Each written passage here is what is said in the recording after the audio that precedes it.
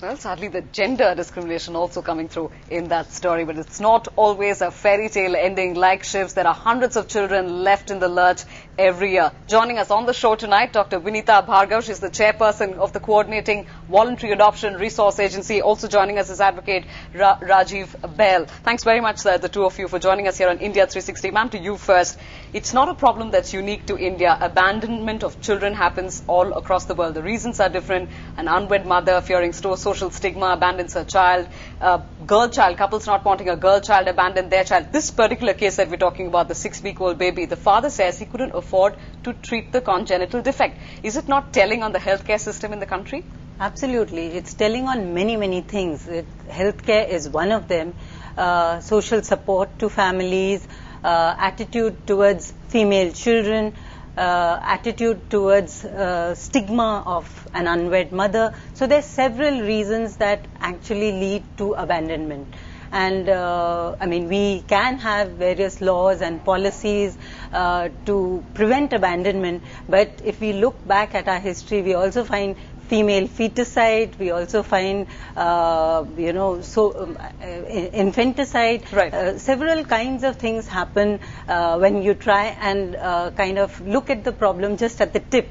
It's very deep, and that's really where we have to reach. Right. Dr. Bhargav, just very briefly back to that story once again. Do you buy the reasoning given by the father of the child? Is pediatric healthcare in this country so expensive that it could make a parent abandon their child because he is born with a physical deformity or because he has a congenital defect? Absolutely. I mean, I think healthcare systems in our country are very difficult to get by in terms of the economics of it.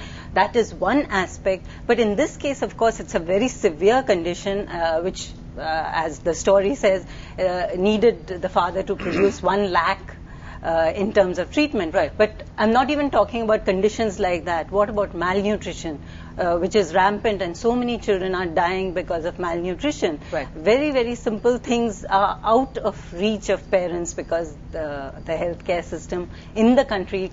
Absolutely. The state is found wanting there. Mr. Bell, very briefly, there's also the legal aspect to it. In India, there's really no law as such, or if there is one, there's really a grey area on abandonment. There is no punitive provision in the law, as is the case internationally. Perhaps Japan is the only place where there's a law. Do you think a punitive provision in the law could be a deterrent to abandonment of children? Well, it may be deterrent, but as far as the abandonment is concerned, we have got very clear law on the subject, and we have got system as to how a child, if it is abandoned, and how the child is to be cleared for purposes of giving the child an adoption. Because an abandoned child does not mean that you can just pick up the child and give it to a family. But there's no punitive provision on the parent who's abandoned the child. Yes, this may not be. But as far as, yes, we should have more stringent provisions for. Right. But as far as the abandonment is concerned, which is a paramount of consideration. Right. Child welfare is a paramount consideration. Absolutely. And therefore, whenever we are looking forward how an abandoned child, it has been abandoned. Right. Now, once the child has been abandoned, then the child is to be given an adoption. Right. And before completing, all the formalities have to be completed, and then thereafter it will be given. Right. Adoption is phase 2. Dr. Bhargav, very briefly on this one, on punitive provision. You've been working with children who've been abandoned. You've got them to your agency as well. Do you think that a law would deter somebody from abandoning a child? See, as a matter of fact, if you go back to Tamil Nadu, we have had provisions for cradle babies. So we have actually legitimized abandonment, because you did have to tackle a far greater problem of feticide. So you said, what is better?